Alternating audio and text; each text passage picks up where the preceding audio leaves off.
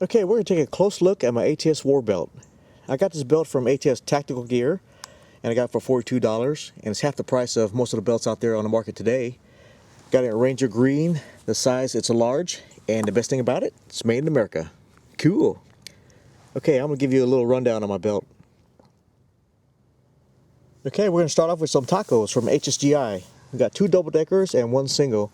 For the single, I'm using it to hold my Surefire 6P flashlight. If you want to hold a multi-tool, you can. All you gotta do is adjust the bottom to loosen it up. It'll make it a little wider, but it'll hold the tool just fine. So that's a single taco right there. The double-decker taco, using it to hold both of my Glock magazines on the outside, and of course 2 AR-15 magazines on the inside. And they're attached to the belt with malice clips. These right here, guys, are tacos from HSGI. Next, we have an EGL Loppy Dump Pouch. Now, this pouch right here, I picked this up at SKD Tactical for $30, and this will hold 7 to 8 rifle magazines, and of course a lot more pistol magazines. You can also use it to collect brass if you do reloading. But I like this pouch because it's really small and discreet, and it doesn't take up too much space on your belt like that. So pretty good pouch for the budget.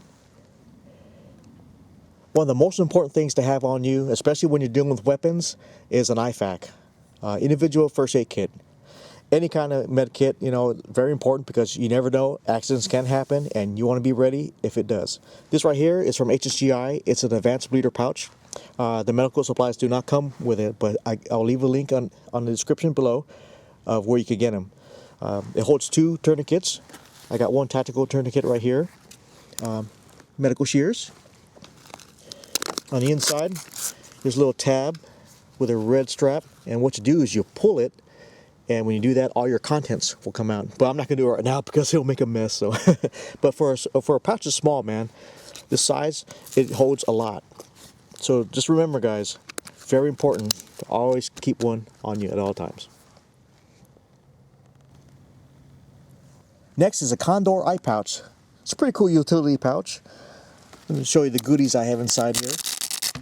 I decided to go with a folder instead of a fixed blade because the fixed blade would take up too much space, and I was going to use this pouch for this belt anyways. So folder, you know, makes sense. And this right here is a Benchmade Adamas. Nice, beefy, thick knife. Big old blade, 4-inch blade. G10 handle, man. Very, very stout knife. And I think it'll do a pretty good job. Just as good as a fixed blade knife. So, and of course the axis lock. Love this knife, and it fits perfect in the eye pouch. So that right there is my blade for my belt. And on the inside, got my iPhone. It's an older 4S. I really need to upgrade, I know. But as for fitting phones, it'll fit the older phones. I don't think it'll fit the i5 or 6 or even a Galaxy. It'll be just too big for it. But it'll fit the phone just fine, the iPhone, older version. And this right here is a Multitasker Series 3. And if you own an AR-15, this right here is the best tool for it. It's got all the tools you need to do maintenance on your ARs. And right over here is a little pocket. I got my SD card in here. You could use it for money or to hold batteries. But you know, it's a pretty good pouch, man. Very convenient. So that's the eye pouch, guys. Okay, before I go on, I'm going to show you the belt, the actual belt. And this right here is the Cobra's Riggers belt. And man, this right here, in my opinion, this is the best belt in the market today because I was going to get the cheaper plastic belt they sell. And I got this from ATS Tactical Gear as well, but I decided to pitch in a little more cash, man, and go with this belt because once the thing clicks on, it's not going to come off. This is a very strong belt, and look at it. You release it just like that for pushing it down. But yeah, go with this belt if you're going to go with a war belt. This right here is a Cobra's Riggers belt. What I like about this belt is the little opening it has on the bottom. So if you want to run a drop leg, you can. And this right here is a drop leg shroud from Safariland. And attached to it, I have a Ragnarok holster from T-Rex Arms.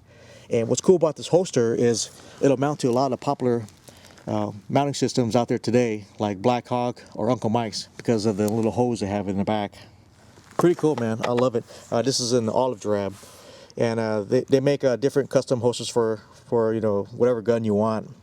And even if you have an idea, they'll make it for you. So it's pretty cool. This right here is an olive drab, and they have like coyote, red, blue. They even have like Arctic colors, kydex. So look them up. In fact, I'm gonna leave a link in the description on the bottom of the video, so you could go click on their site.